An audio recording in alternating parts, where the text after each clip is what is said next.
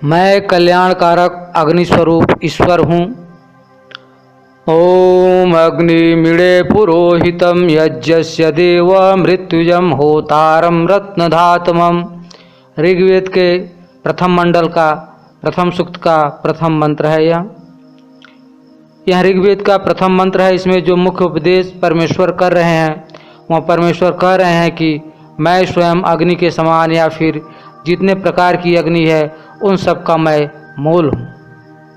मुझे तुम जानो, मैंने इस जगत में सब कुछ अग्नि से ही बनाया है, जो मेरे गुणों से ओतप्रोत है और जो भयंकर ज्वलनशील है। यह सब दृश्यमय जगत साक्षात अग्निकुंड है, जिसमें मैं तुम सब प्राणियों की आहुति दे रहा हूँ। तुम्हारा जन्म और मृत्यु का उद्देश्य केवल एक ही है, भस्म होना। मैंने तुम्हारा निर्वाण भस्मों से ही किया है और तुम्हें भस्म में ही मिल जाना है। यही शाश्वत सत्य है, कालजयी ज्ञान है। इसको तुम्हें धारण करना है।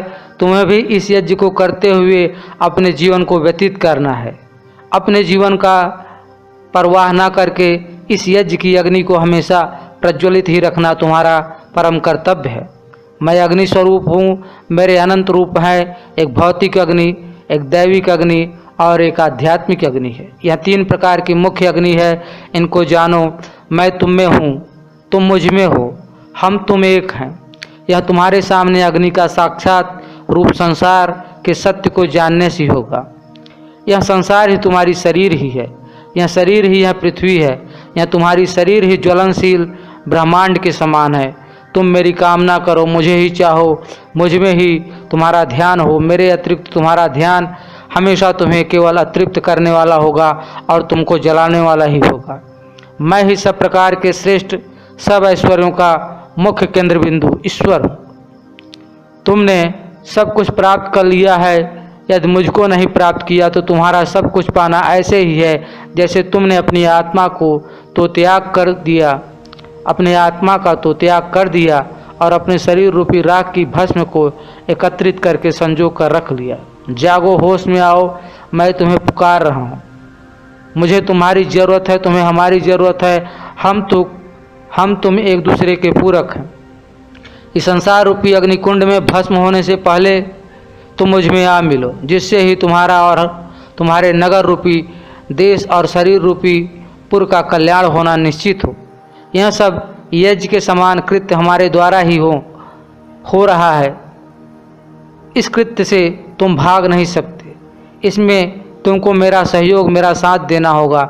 इसके लिए ही मैंने तुमको अग्नि में बनाया है और अग्नि में ज्वलनशील संसार में तुमको झोंक दिया है। जिस प्रकार सोने को आग में डाल देते हैं उसे तपाकर शुद्ध करने के लिए, उसी प्रकार से तुम्हारा शुद्ध रूप मैं ही हूँ। सबसे बड़ा तपस्वी, जिसके कारण ही इस तप से ही इस विश्व ब्रह्मांड को धारण किया है। केवल तुम मेरे सहारे, मेरी उंगली पकड़कर ही तुम इस आग के समुद्र के समान भवसागर को तर सकते हो जब तुम तपस्वी बनोगे, क्योंकि यहाँ सब कुछ तप से ही आच्छादित किया गया है। इसके अतिरिक्त कोई दूसरा मार्ग मैंने तुम्हें यहाँ से निकलने के लिए, इस संसार रूपी शरीर से बाहर निकलने के लिए नहीं बनाया है। इसी हमारे बताए गए मार्ग का अनुसरण करके ही तुमसे पहले जितने भी ज्ञानी, विद्वान, योगी, रहस्यदर्शी, साधु, संत, महात्मा, महापुरुष हुए हैं और जो तुम्हारे बाद भी होंगे आगे भी इस भूमंडल पर, वह भी मेरे द्वारा नियत मार्ग पर चलकर ही मुझ तक पहुंच सकते हैं। ऐसा ही सभी देवताओं ने भी किया है और सभी प्रकार यज्ञ के समान कार्य को करते हुए उन्होंने अपनी मृत्यु को भी जीत लिया है, अर्थात वह सब काल को भी जीत लिया है। सब के सब अमर हो चुके हैं, जिसका प्रमाण यह सूर्य और पृथ्वी आज भी दे रहे हैं। यह सब उन देवताओं का ही प्रताप है, जिसके कारण ही जगत आज सत्य के रूप में अलौकिक आनंद, अद्भुत आनंद से भाव विभोर हो रहा है, जिसकी कुछ बूंदें ओस की तरह तुम्हारे जीवन में भी टपक रही हैं और उनके द्वारा उपार्जित पुरुषार्थ के द्वारा ही तुम सब आज रत्नों को धारण कर रहे हो। इस सारे रत्नों में सर्वश्रेष्ठ रत्न तो मैं ही हूँ। मुझको छोड़कर तुम सब कंकड़ पत्थर को ही प्राप्त कर सकते हो। वह तुम्हारे लिए सिवाय भार के और क्या है। मैं ही सब ब्रह्मांडों को गति देने वाला, अग्निस्वरूप और सभी प्राणियों की उन्नति का साधक, सबसे अग्रणी, सारे ऐश्वर्यों का उत्पादक ईश्वर हूँ। तुम अपने कृत्यों के द्वारा अनजाने में हर प्रकार से मेरी ही संरक्षण में रहते हो, मुझसे ही कामना करते हो और मुझसे ही तुम सब कुछ प्राप्त करते हो। मेरी ही उपासना के द्वारा तुम धारणा, ध्यान, समाधि में तुम लीन होते हो और अपने जीवन की सारी समस्याओं का समाधान प्राप्त करते हो। मैं ही तुम्हारी सारी मंजिलों का आधारभूत केंद्र हूँ, जो पहले ही रखे हुए हैं, अर्थात जो इस सृष्टि के बनने से पहले ही विद्यमान है। मैं जो कभी ना बनता हूँ ना बिगड़ता हूँ, मैं स्वयं भू अपने आप होने वाला हूँ और तुम सब जीवों का परम आदर्श रूप, तुम सबके सब में अदृश्य रूप से विद्यमान, तुम सबका अंतर्यामी हूँ।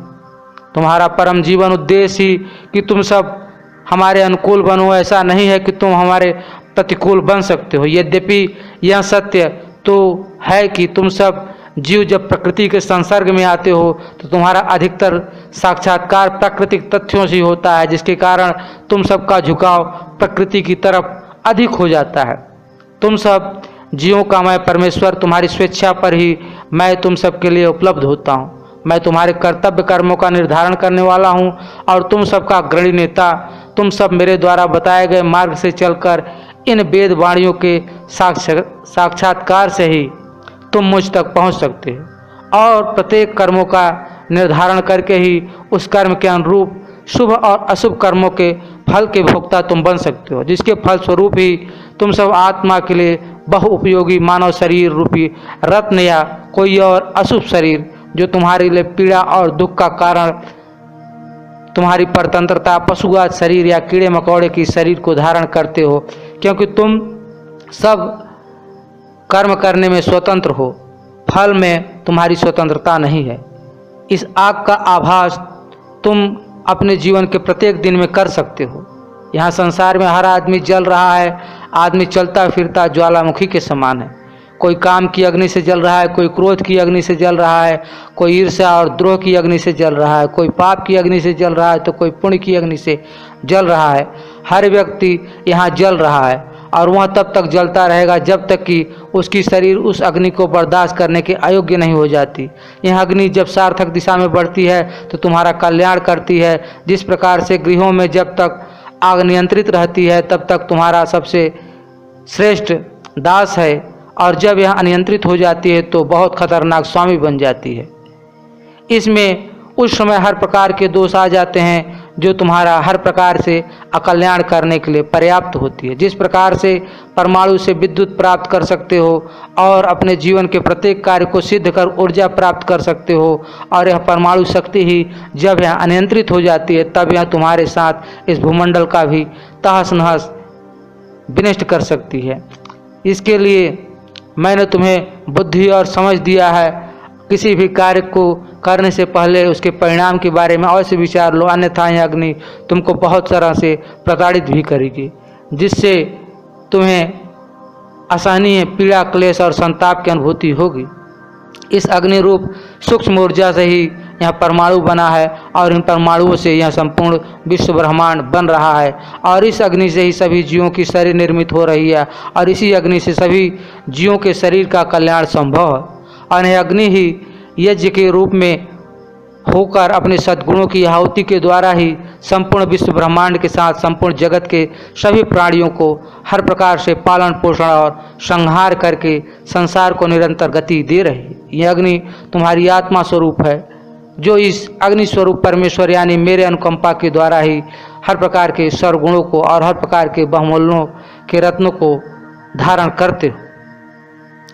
आज के हमारे आधुनिक वैज्ञानिक यह मानते हैं कि यह संपूर्ण जगत ऊर्जा रूप अग्नि से ही बना है। इससे केवल बाहरी जगत अर्थात सूर्य, पृथ्वी या ब्रह्मांड नहीं, हम सब की शरीर भी इसी से बनी है। इसी से यह मुख्यतः जो 5 तत्व अग्नि, वायु, जल, पृथ्वी और आकाश भी बना है। इस शरीर रूपी संसार में जब तक रहते हो तब तक चेतन अग्नि के द्वारा तुम सब मानव के साथ सभी जीव जंतु प्राणी जैसा कर्म करते हो। उसी प्रकार उसके परिणाम स्वरूप फलों को उपलब्ध होते हैं, जिसके कारण ही देवता और दैत्य में अग्नि विभाजित हो जाती है। और इस संसार रूपी शरीर को छोड़ने के बाद तुम सब चेतना के द्वारा जैसा कर्म किया जाता है उसके कर्म के आधार पर यह देहों के मार्ग का अनुसरण करती है या फिर दैत्यों के मार्ग का अनुसरण करती है, अपने और लोगों का विचरण करती है। इसी को उपनिषद में देवयान और पितृमार्ग से अभिव्यक्त किया गया है।